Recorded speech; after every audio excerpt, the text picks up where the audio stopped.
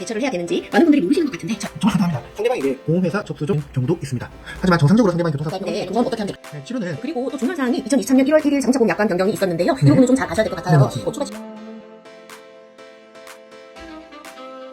안녕하세요. 수몽보험금을 찾아드리는 손해사정사들입니다. 교통사고 발생했을 때 네. 어떻게 대처해야 되는지에 대해서 궁금하신 분들은 오늘 영상을 집중해주세요. 네. 교통사고가 발생하고 나면 어떻게 대처를 해야 되는지 많은 분들이 모르시는 것 같은데 저희가 오늘 간단하게 정리해드리겠습니다. 네, 먼저 교통사고가 발생하면 보험사에 접수를 가장 먼저 해야 되는 건 기본으로 알고 계실 겁니다.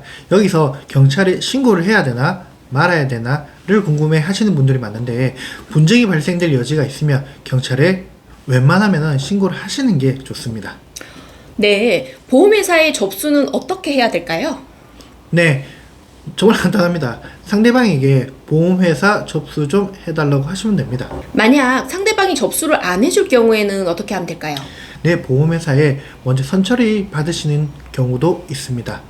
하지만 정상적으로 상대방이 교통사고 관련 보험 접수가 되면은 보험사에서 사고 현장으로 출동을 하고 대물 피해는 대물 접수, 대인 피해는 대인 접수가 각각 나뉘어서 접수가 되고 처리됩니다. 네, 대인 접수 이후에는 병원에 바로 가면 되겠죠? 이때 치료비는 어떻게 하면 될까요? 네, 병원에 가셔서 자동차 사고라고 이야기를 하시면 원무과에서 대인 접수 번호를 가르쳐 달라고 합니다. 또는 보험회사 미리 얘기해서 어느 병원에 있으니 지불보증서를 보내달라고 하시던가요.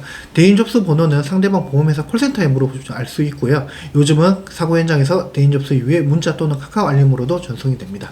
네, 그럼 다른 병원으로 전원을 하실 때가 있잖아요. 네. 그런 경우에도 동일한 방법으로 접수를 해서 보험회사의 병원비 관련 지불 보증을 받으면 될까요? 네, 그렇게 하시면 되고 혹시나 지불보증 처리가 안 되어서 본인이 부담하는 금액이 있다고 하시면 대인 합의 시 보험사에 영수증을 제출하시고 인정되는 치료를 하면은 직불 치료비로 받으시면 됩니다. 보통 치료는 언제까지 해야 되고 대인 합의는 언제 봐야 하는지를 잘 모르겠다고 네. 하시는 분들이 많은데 그건 어떻게 하면 될까요? 네, 치료는 부상 정도에 따라서 그리고 개인에 따라서 경과가 다르기 때문에 딱 언제까지 받으라고 말씀은 못 드리지만 대인 합의를 끝내고 나면 이후의 치료비는 본인이 부담을 해야 되는 부분이 있기 때문에 이 부분을 감안해서 판단을 하셔야 합니다. 네, 그리고 또 중요한 사항이 2023년 1월 1일 자동차 보험 약관 변경이 있었는데요. 이 네. 부분을 좀 잘 아셔야 될 것 같아요. 네네, 맞습니다. 기존에는 부상급수에 따라서 병원 치료에 대한 제한이 없었는데 변경된 약관에서는 경상 환자, 즉 부상급수 12급에서 14급에 해당하시는 분들은 장기 치료에 대한 진단서 제출이 의무화가 되었습니다. 네. 즉 상해를 입은 날로부터 4주를 경과한 후에도 추가 치료를 받기 위해서는 향후 치료가 더 필요하다는 진단서 없이는 치료를 계속해서 받을 수는 없습니다. 네, 그리고 가장 많이 하시는 질문 중에 과실 비율 분쟁에 대해서 어떻게 대처를 해야 되는지가 있는데요. 과실에 대한 분쟁이 있을 때는 어떻게 대처를 해야 될까요? 네, 기본적으로 교통사고 과실의 기준은 손해보험협회 자동차사고 과실비율 인정 기준을 참고하여 산정을 하는데요. 네. 여기서 분쟁이 발생을 하면 자동차사고 과실비율 분쟁 심의위원회에 분쟁심의도 신청하실 수가 있습니다. 네, 하지만 과실비율 분쟁심의위원회의 심의 결과는 법적인 구속력이 없기 때문에 여기에서도 분쟁이 해결되지 않는다면 결국은 소송으로 해결을 하셔야 합니다.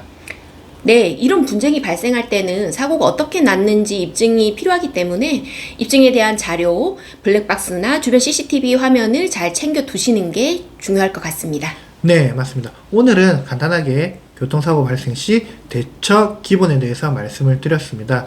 교통사고건은 워낙 케이스별로 다양하기 때문에 저희가 획일적으로 이렇다 저렇다 말씀드리기가 조금 힘든 부분이 있습니다. 네, 교통사고는 사건별로 해결을 해야 되는 것들이 다른데요. 그렇다 보니 저희가 기본적인 대처 방법을 설명해 드려도 사건 해결에 어려운 부분이 많습니다. 이때는 전문가의 도움이 필요합니다. 네, 내가 몰라서 못 챙기는 것들이 있는 건 아닌지 점검을 꼭 해보셔야 합니다.